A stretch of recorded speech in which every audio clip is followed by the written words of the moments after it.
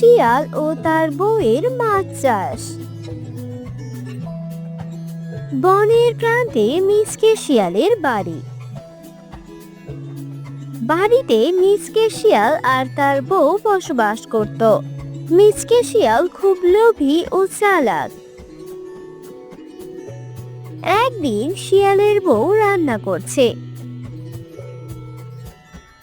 শিয়াল এসে বসে আর বলে, আহারে, যদি আমাদের নিজের একটা মাছের খাবার থাকতো তাহলে আর শিকার করতে হতো না। মাছ চাষে তো সহজ মনে করেছো, পরিশ্রম করতে হবে। আমি ধূর্ত, একটু চালাকির দরকার ব্যাস। তখন মিসকে শিয়াল দেখতে পায় তার বাড়ির পাশ দিয়ে খরগোশ আর বাদর গল্প করে করে যাচ্ছে। তা দেখে মিচকে শিয়ালের মাথায় একটা বুদ্ধি এলো।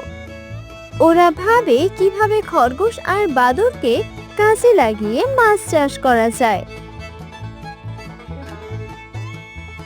পরের দিন মিচকে শিয়াল বাদর ও খরগোশের সঙ্গে দেখা করার জন্য গেলেন।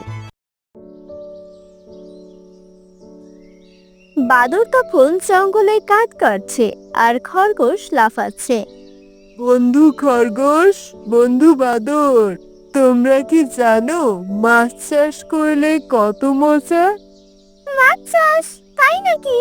কিভাবে? যদি তোমরা আমাদের সাহায্য করো তাহলে সবাই মিলে ভাগ করে খাবো। তারপর খরগোশ আর বাদর রাজি হয়ে যায়। এরপর তারা সবাই মিলে পুকুর খনন করছে আর বাদর গাছের ডাল দিয়ে পার বানাচ্ছে। খরগোশ মাছের পোনা ছাড়ছে। মিচকে শিয়াল ও তার বউ মনে মনে ভাবছে আর হাসছে যে এই মাছগুলো তো আমরাই খাবো। এরপর তারা প্রতিদিন মাঝে মাঝে দেখাশোনা করে, মাছকে খাবার দেয়।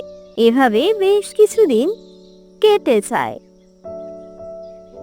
কিছুদিন পর মাছগুলো যখন বড় হয়ে যায়, শিয়াল ও শিয়ালের বউ রাতে চুপি চুপি মাছ ধরে খায়। আহা, কি মজা! ওরা তো বুঝতেই পারছে না। কয়েকদিন পর খরগোশ আর বাদর খেয়াল করে যে মাছ দিনে দিনে এত কমে যাচ্ছে কেন। এটা কেমন হলো? কেউ তো আমাদের ঠকাচ্ছে। এরপর তারা রাতে পাহারা দেয়। তারপর রাতে মিসকে শিয়াল ও তার বউ মাছ ধরতে আসে।